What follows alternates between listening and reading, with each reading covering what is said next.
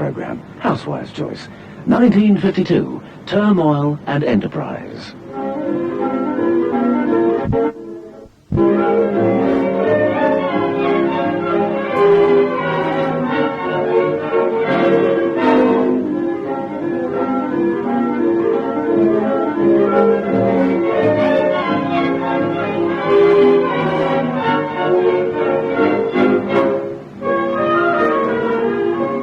Hello again from Russell Davies and Maureen Lipman. And welcome to another rummage through the mothballed splendours of those post-war years when housewives had the choice. We've arrived at 1952 when the Housewife's Choice programme was 6 years old, and so were we. And we remember distinctly the beginning of the year because it brought the most dramatic sea story there'd been since the war's end. On January 2nd, it was reported that a ship called the Flying Enterprise, 6,711 tons, was adrift in the midwinter seas of the Atlantic. More than 3 days had passed since the 50 passengers and crew had been taken off by other ships, leaving the skipper, Captain Kurt Carlson of New Jersey, still aboard. The tugboat Turmoil was on the scene and spent a couple of days trying to pass a line to the Flying Enterprise. When it succeeded, the 27-year-old mate, Kenneth Dancy, risked his life to join Captain Carlson on the stricken ship, and the towing began. This is Turmoil replying to London.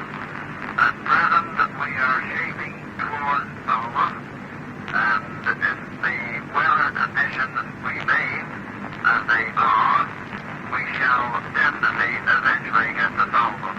However, if we do experience very bad weather, I'm afraid none of us, either here on the Turmoil or on the Flying Enterprise, we are not in a position to hazard a guess at all. For 10 days, their every movement was chronicled on the front pages of the newspapers. The captain soon became a radio personality. Oh yes, fine and dandy. We got some clean, warm clothes from my slop chest, some clean underwear, dungarees, even a pair of new shoes, and clean socks. It's all set, eh? It's feeling very good, over.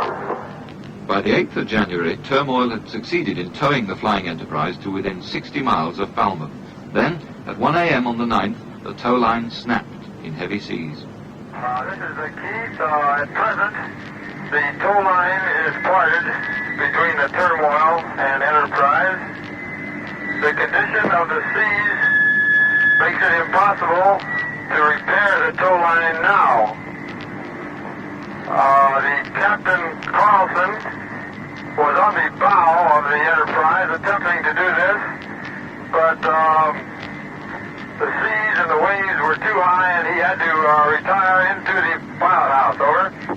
Carlson and Dancy were rescued from the sea at 3:32 p.m. on the 10th, 35 miles south-southeast of the Lizard. Half an hour later, the Flying Enterprise turned turtle. Land's End, this is the Willard Keep. Flying Enterprise has gone under, over. She sank 70 fathoms deep, taking down with her 1,271 tons of pig iron and the best boys' own adventure story of the 50s so far. The girls' current contribution to the mystery of the sea was this song, sung by Joe Stafford. Shrimp boats in the common, their sails are inside. Shrimp boats in the common, there's dancing tonight. Why don't you hurry, hurry, hurry home? Why don't you hurry, hurry, hurry home? Look here, the shrimp boats in the common, there's dancing tonight. Shrimp boats in the common, their sails are inside.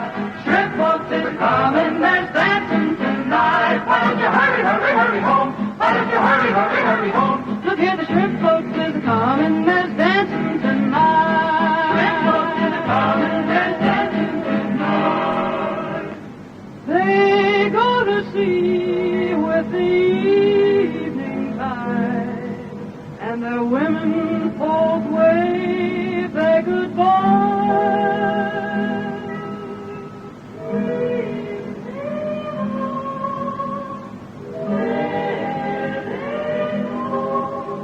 While the Louisiana moon floats on high, and they wait for the day they can fly.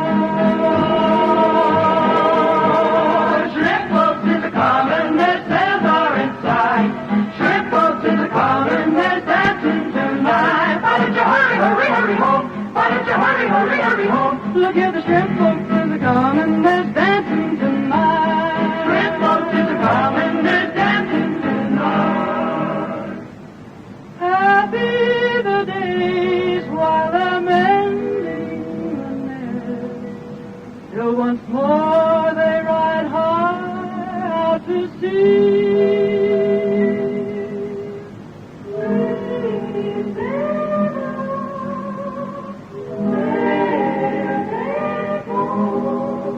Then how lonely the long nights will be, till that wonderful day when they see. Shrimp boats to the calling, they sail far inside. Shrimp boats to the calling, they're dancing tonight. Why don't you hurry, hurry, hurry home? Why don't you hurry, hurry, hurry home? Look here, the shrimp boats to the calling, they're dancing tonight. Shrimp boats to the calling, they're dancing, they're dancing, they're dancing, they're dancing. Shrimp boats to the calling tonight. Shrimp Boats, co-composed by Joe Stafford's husband, Paul Weston. We'll be hearing her again, surely one of the most underrated of popular singers, later in 1952. Captain Carlson, by the way, received Lloyd's Silver Medal, For meritorious services at sea. after which he prudently flew home to America. Or so he hoped. An Atlantic airliner with Captain Kurt Carlson of the Flying Enterprise aboard returned to Shannon Airport at 2 a.m. today, 2 hours after leaving for New York. While over the ocean, it developed trouble in the wing heater, which is used to keep ice from forming. Our last news of the captain comes from a headline on May the 23rd, Carlson riding out Atlantic gale in Flying Enterprise II. where he may or may not have been comforted by the thought that a new Cornish daffodil had been named after him. His only rival in the January headlines was the rather more earthbound figure of Mr. Gilbert Harding. The year started badly for Gilbert when his flat was burgled shortly before midnight on New Year's Eve. Soon afterwards, he was attracting unusual publicity on the TV show What's My Line. Hands clasped, Mr. Gilbert Harding opened What's My Line on television last night with an apology. It concerned last week's show in which he told Mr. William Preston of Beckenham that he was... Fed up of looking at you. Mr. Gilbert Harding told the News Chronicle. I have a very bad temper and very bad manners, and this was an occasion on which I could not control either. Still, Gilbert lost some and won some. He won one just a week later. Mr. Gilbert Harding last night received an apology in the same show. Mr. Raymond Young of Ongar, Essex, a competitor described as a gentleman's gentleman, was asked by Mr. Harding. Would I like to employ you? The competitor replied. Not if I can help it. Soon after, amid laughter, the gentleman's gentleman said. I didn't really mean it. I apologize. Mr. Harding accepted the apology with a smile, but made no comment. For safety's sake, he was put on a week-by-week contract, but his popularity only grew. 7,000 listeners to Woman's Hour have voted Gilbert Harding the broadcaster they would most like to meet. Reported the News Chronicle in April. Newspaper adverts exploited his well-known style. Gilbert Harding won't pay. Won't pay television repair bills because he has a telesurance policy. He knows repairs are costly. A 12-inch tube alone costs over £19. There was still not a lot of money about, not even apparently in America.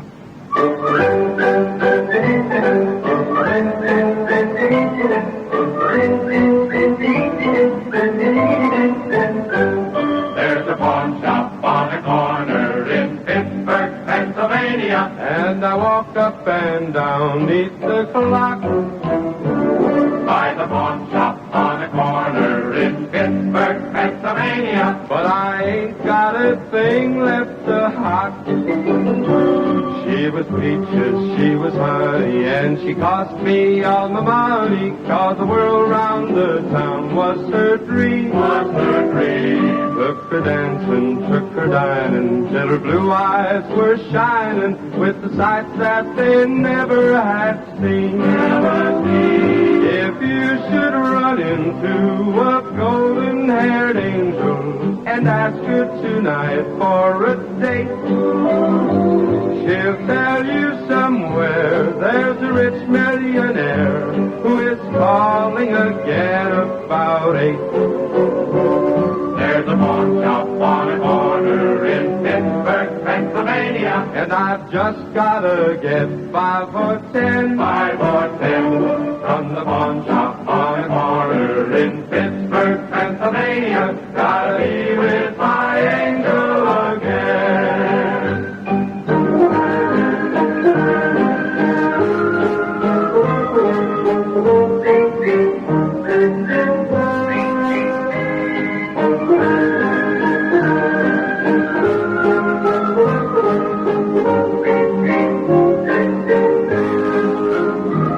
She was peaches, she was honey, and she cost me all my money. But the world round the town was her dream. Took her dancing, took her dining, till her blue eyes were shining with the light that they never had seen. If you should run into a golden-haired angel and ask her tonight for a date, she'll tell you somewhere there's a rich millionaire who is calling again about 8. There's a pawn shop on a corner in Pittsburgh, Pennsylvania. And I've just gotta get 5 or 10. 5 or 10 from the pawn shop on a corner in Pittsburgh, Pennsylvania. Gotta be with my angel again. Gotta be with my angel again.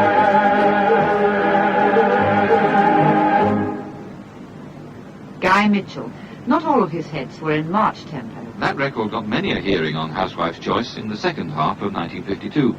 In the first half, things were rather different, for the simplest and saddest of reasons, communicated to the nation on February the 6th by John Snagg. This is London. It is with the greatest sorrow that we make the following announcement.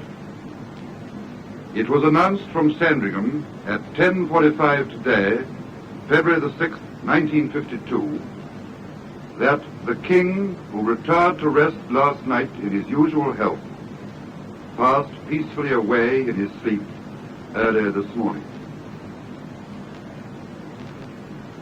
The BBC offers profound sympathy to Her Majesty the Queen and the royal family.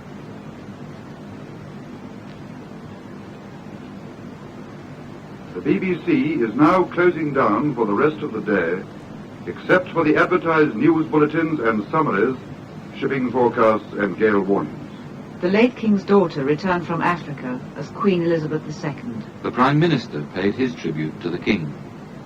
My friends, when the death of the King was announced to us yesterday morning, there struck a deep and solemn note in our lives, which, as it resounded far and wide, stilled the clatter and traffic of 20th century life in many lands, and made countless millions of human beings pause and look around them.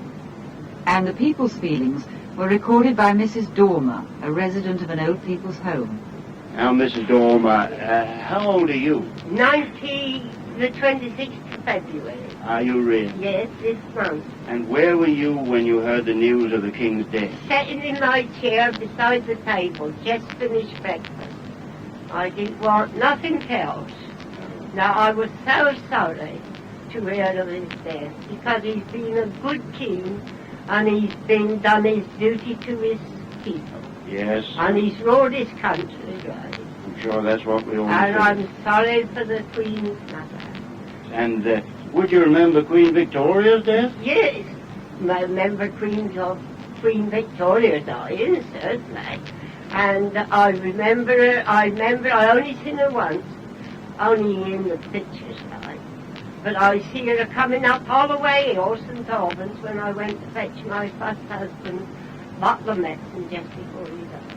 Meanwhile, at St. James's Palace, the proclamation of accession was read by Sir George Bellew.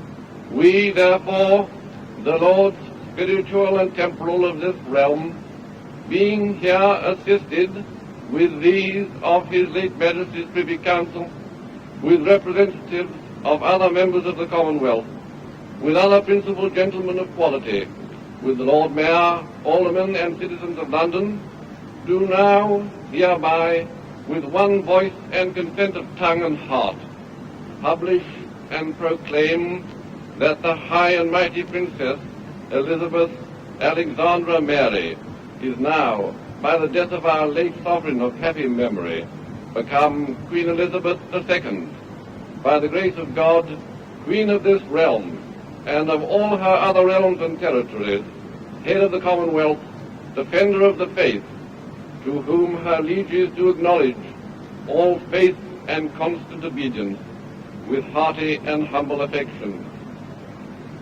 Beseeching God, by whom kings and queens do reign, to bless the royal Princess Elizabeth II with long and happy years to reign over us. God save the Queen! In the News Chronicle, James Cameron was struck by a remarkable notion. Today, then, we are all Elizabethans. This is a solemn thought. There have been none of us for 349 years. The land is suddenly populated with improbable but authentic Elizabethans. Butler and Mr. Attlee, Bessie Braddock and Petula Clark, you and me. And for a while we were a very solemn bunch.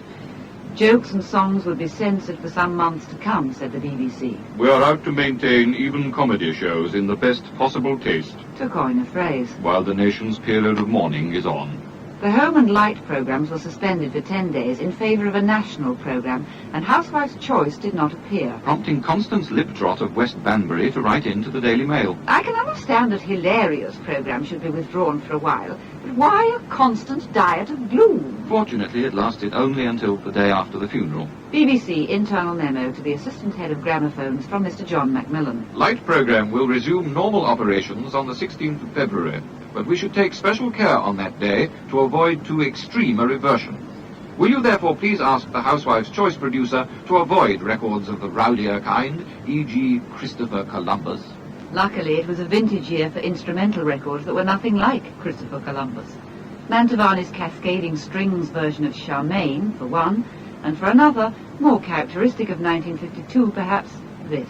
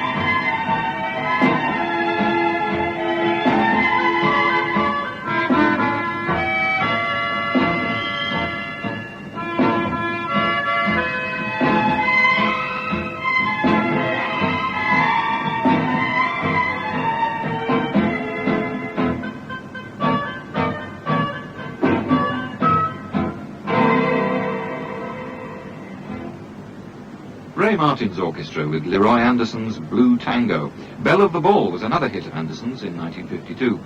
By the 19th of February, we were considered sufficiently recovered to withstand an instrumental record that was of a somewhat rowdier kind, and just as widely known today.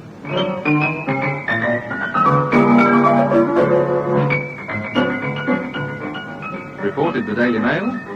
Miss Winifred Atwell, the coloured pianist, has had an extraordinary career.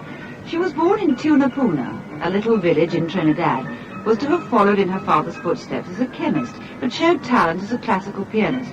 After training in New York, she came to the Royal Academy of Music and gave talented performances for the Arts Council at £40 a tour in such quiet towns as Burford and Chipping Norton. Then she broke loose into jazz.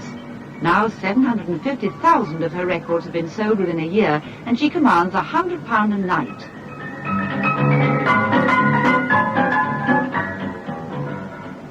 Black and White Rag was Winifred Atwell's big hit of 1952, played on her other piano, which she was said to have bought in a junk shop in Battersea for 50 shillings.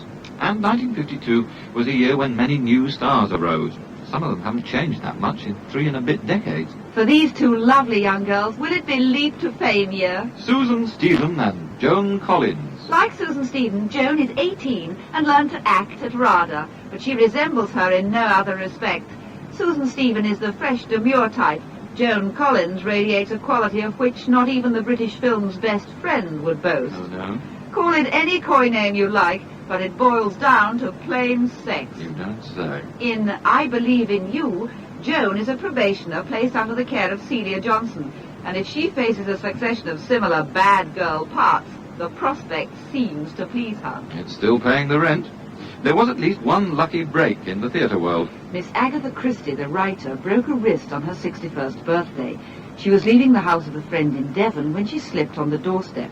Despite this, she attended the rehearsal of her play, The Mousetrap, at the Vaudeville Theatre, London, this week. A production featuring Richard Attenborough, among others. At the Palladium, a newcomer called Tommy Cooper scored what the critic Maurice Wiltshire called A blithering triumph. and TV critic Peter Black appealed. Give us more of Max Bygraves, please. I hope he's satisfied now.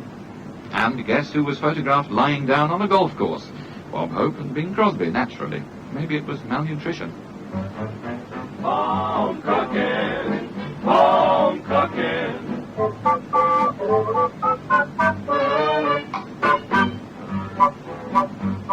Oh, woe is me, what goes with me? I hate this living I've chose for me. Tired of meeting misery, should have never rolled and left that home cooking, home cooking. Life is cruel, I was a fool to roll. I climb this hill, I try to scale 'em, then I step on a rusty nail. Never even get no mail, she's so far from all that goes with home cooking, home cooking. Go out, the sun goes in, the rain comes down and it soaks my skin. Jonah is my next of kin, down the luck I should have stuck with home cooking, home cooking. I'm afraid I should have stayed at home. With the crickets chatting, summer night to sit on the lawn, dog was patting, 9 o'clock you start to yawn that Home cooking, home cooking. quiet life, quite the life for me.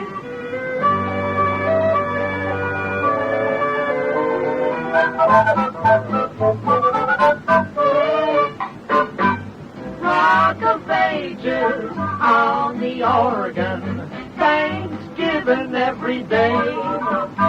Be it ever so humble, give me that home cooking, and I'll never go. I've lifted palms for Jasper Falls and heading home and I'm gonna stay.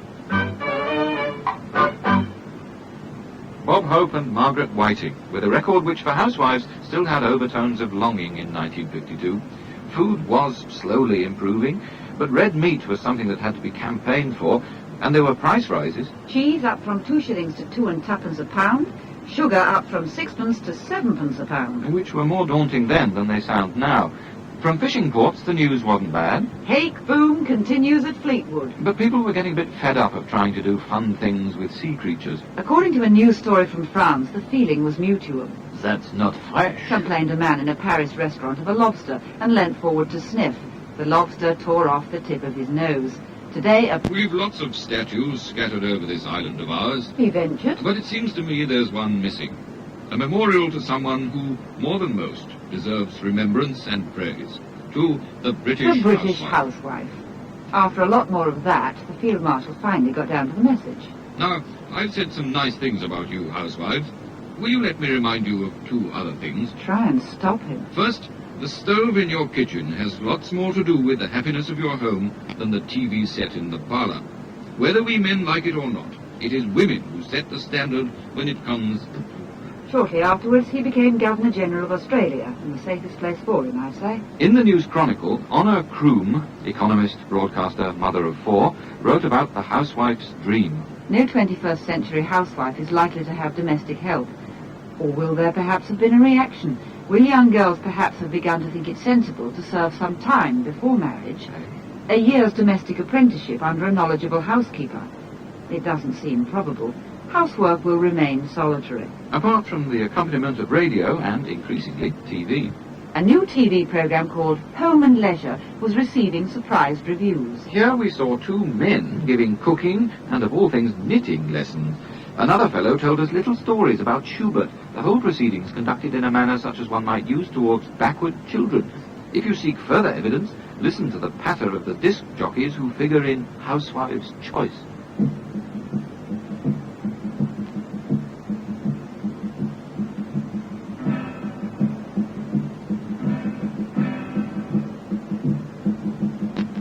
Do not forsake me, oh my darling, on this our wedding day.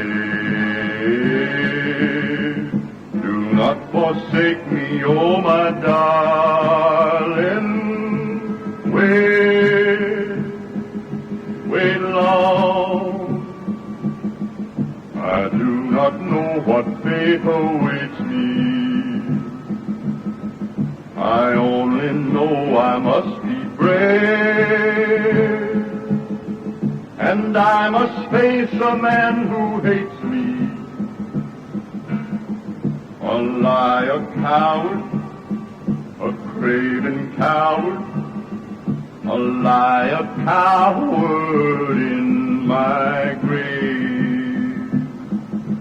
Oh, to be torn twixt love and duty, supposing I lose my fair half beauty. Look at that big hand move along, near in high noon. He made a vow while in state's prison, vowed it would be my life or his. I'm not afraid of death, but oh, what will I do if you leave me? Do not forsake me, oh my darling. You made that promise as a bride. Do not forsake me, oh my darling. Although you're grieving, I can't be leaving, now that I need you by my side. Wait long, wait long, wait long, wait long.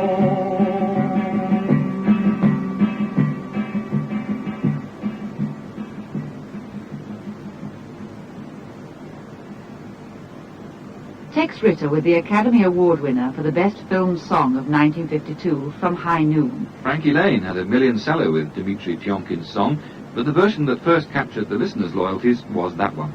Housewife's Choice, now into its 7th year of operation, was ticking over nicely within itself, though occasionally a source of some irritation to those in authority, as the collected memos of Mr. John Macmillan show. 9th of June, 1952. Just to remind you that we are expecting a list of recommended Housewife's Choice announcers for the remaining weeks in this year.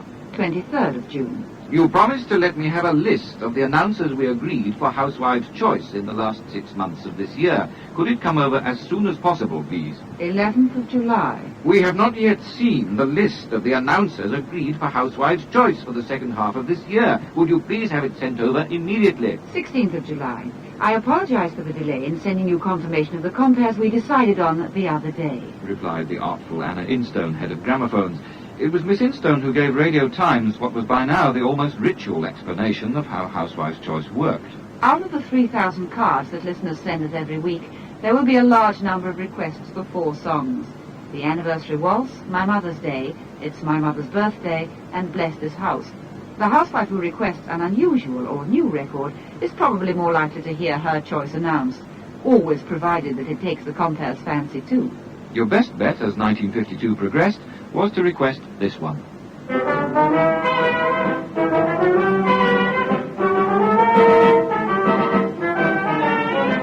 the sunshine of your smile. I love the laughter in your eyes. In every dream I dream of you. You are the one I idolize. Nobody thrills me like you do. You turn the gray skies into blue. For you always make my life worthwhile with the sunshine of your smile.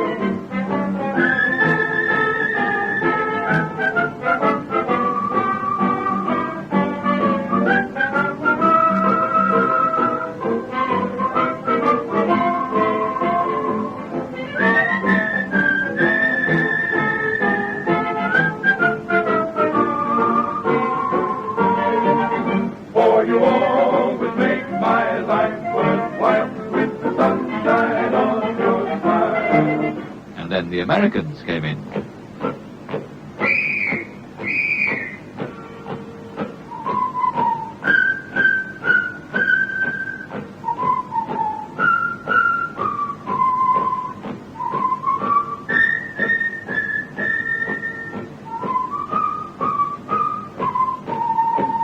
Nobody thrills me like you do. You turn the gray skies into blue. For you always make my life worthwhile with the sunshine of your smile.